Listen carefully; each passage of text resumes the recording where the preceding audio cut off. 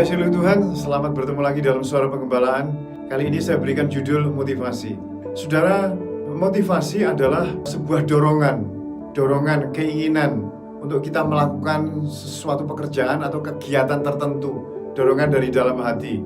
Nah, misalnya saja kita pergi ke kantor, kita membeli makanan, seseorang bekerja mencangkul di ladang, atau sedang membangun, atau sedang pergi ke luar negeri. Itu dorongan-dorongan yang namanya motivasi.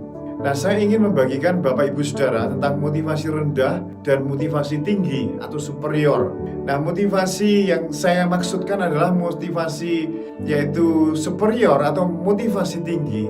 Inilah yang menggerakkan Thomas Edison sampai mengadakan uji berulang-ulang lampu pijar sampai ratusan kali.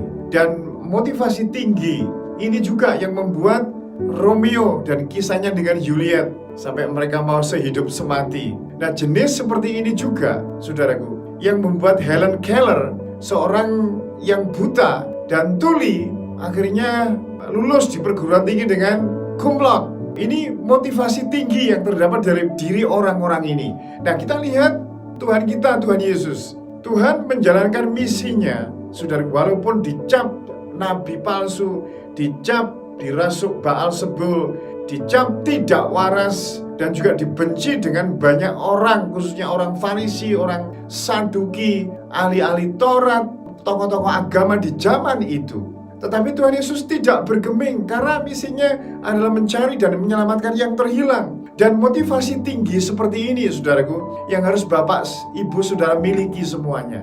Karena hanya inilah yang membuat Komsel kita berhasil. Motivasi inilah yang membuat kita bisa memperjuangkan keluarga sehingga diberkati Tuhan. Pekerjaan tidak berhenti di jalan, saudaraku. Urusan departemen, urusan seksi-seksi di pelayanan kita akhirnya maju dan berkembang karena ada motivasi tinggi. Tetapi orang yang mempunyai motivasi rendah, saudaraku, itu halangan kecil sekecil apapun itu bisa menyebabkan dia berhenti bekerja, menyebabkan dia mundur jadi pimpinan kelompok sel, guru sekolah minggu, aser, menyebabkan hal-hal yang kecil, hujan ataupun sakit kepala sedikit sudah membuat dia menghentikan sebuah kegiatan, saudaraku. Dengan motivasi rendah ini juga menyebabkan menggunungnya tugas-tugas yang tidak terselesaikan dan juga tindakan-tindakan mulia yang tertunda, saudaraku. Dan motivasi rendah ini yang akan menyebabkan orang tidak akan bisa menikmati apa yang Tuhan anugerahkan kepada kita. Waktu, SDM, kemampuan-kemampuan yang ada, semuanya terkubur, tersembunyi. Bahkan ketika kita meninggal dipanggil oleh Tuhan, tidak ada atau sangat sedikit sekali yang kemampuan yang bisa kita kembangkan. Janganlah demikian, Bapak Ibu Saudara. Hendaklah kita mempunyai motivasi tinggi. Kondisi sekitar tidak akan mudah memudarkan kita. Bahkan kegagalan menyebabkan kita belajar lebih banyak untuk kita bangkit. Jangan sampai kita menunda-nunda pekerjaan. Jangan sampai kita membiarkan pekerjaan-pekerjaan terbengkalai.